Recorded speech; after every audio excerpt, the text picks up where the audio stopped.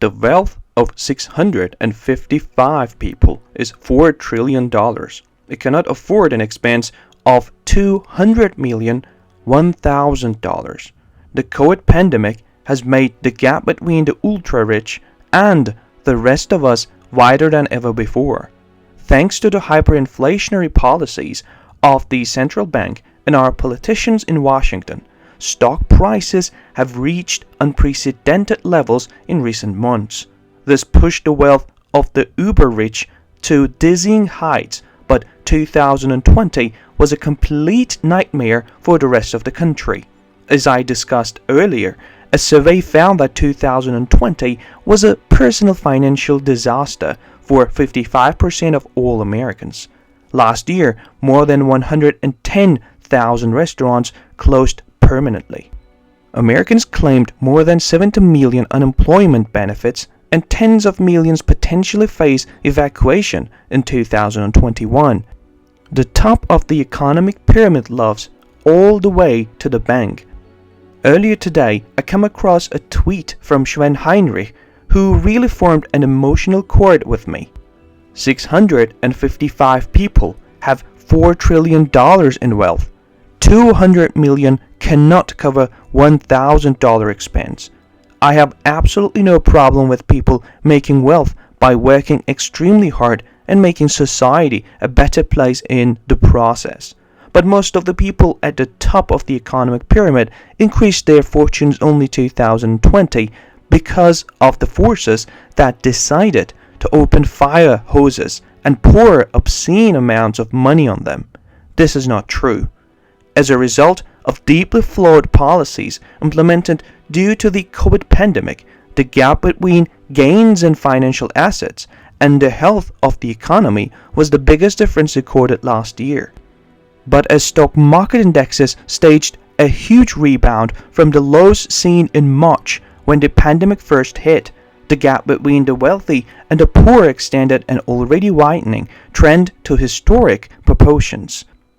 A report via BofA Global Research published on Friday notes that a measure of the differential between gains in financial assets and the health of the economy hit a record at 6.3x in 2020.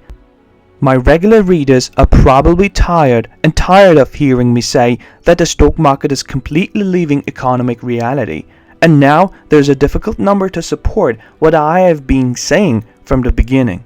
At the time of recording this podcast, the Dow is just over 31,000. And that is totally ridiculous. If the Dow drops to 15,000, it will still be overvalued. Meanwhile, a brand new survey has found that only 39% of all Americans can afford an unexpected $1,000 in expense. Just 39% of Americans would be able to cover an unexpected $1,000 expense, according to a new report from Bankrate.com. That is down from 2020, when 41% of people said they could cover a $1,000 cost with their savings. If only 39% of Americans have enough money for such unexpected spending, that means 61% of Americans do not.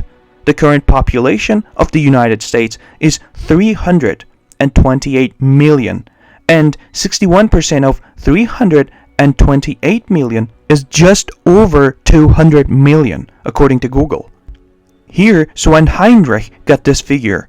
200 million of us have so little money that we barely earn month after month. According to one of Walmart's top executives, most of their customers do not expect quick recovery of any kind. Walmart Chief Customer Officer Janie Whiteside said Tuesday that many of its shoppers do not expect the economy to quickly bounce back from the coronavirus pandemic. Almost half of customers surveyed in November told Walmart that they were worried about the current health of the economy. She said when speaking at the virtual National Retail Federation conference. She said 40% said they did not expect any kind of speedy recovery. Unfortunately, those who are pessimistic about how the US economy will perform in 2021 are on target. it will be a very painful year. Of course, it is not just consumers who are worried about the next year. Optimism is also declining in small businesses. A popular gauge of small business confidence in the United States sank to a 7-month low in December as stricter lockdown measures and climbing daily case counts to cut into economic activity. The National Federation of Independent Businesses Index of Small Business Optimism fell 5.5 points last month to 95.9, according to a Tuesday release. The reading lands below the average index value since 1978 of 98 and marks the lowest level since May. Economists surveyed by Bloomberg expected the gauge to dip slightly to 100.2. Americans generally tend to be quite optimistic about the future, but there is no reason to be optimistic about the United States economy in 2021 to look ahead. The COVID pandemic continues to get worse. New lockdowns have been initiated all over the country. Our federal government is in chaos, and there will inevitably be more riots, looting, and civil unrest in the coming months. Plus, there will no doubt be some additional unexpected surprises that most people do not expect. Before I record this podcast, there is one more thing I would like to mention. A programmer in San Francisco named Stefan Thomas is the proud owner of 7,002 bitcoins but cannot access his wealth because he forgot his password, and he only has 2 more attempts before it is permanently locked out. Take Stefan Thomas, a programmer in San Francisco who told the New York Times that he has 7,002 bitcoin tucked away, currently worth about $236 million, nearly $250 million, but that he has no idea how to access it and can only guess 2 more passwords before being locked out forever.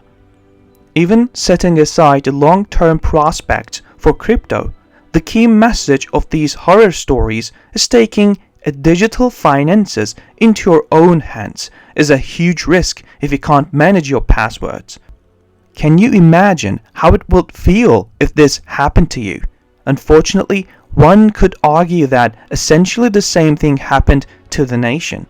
America once forgot the password of what made us so great, and we are running out of luck. Let's hope to wake up before it's too late, because time is not with us at this point. If you make any investment or legal decision, it is advised to consult an expert before making this decision.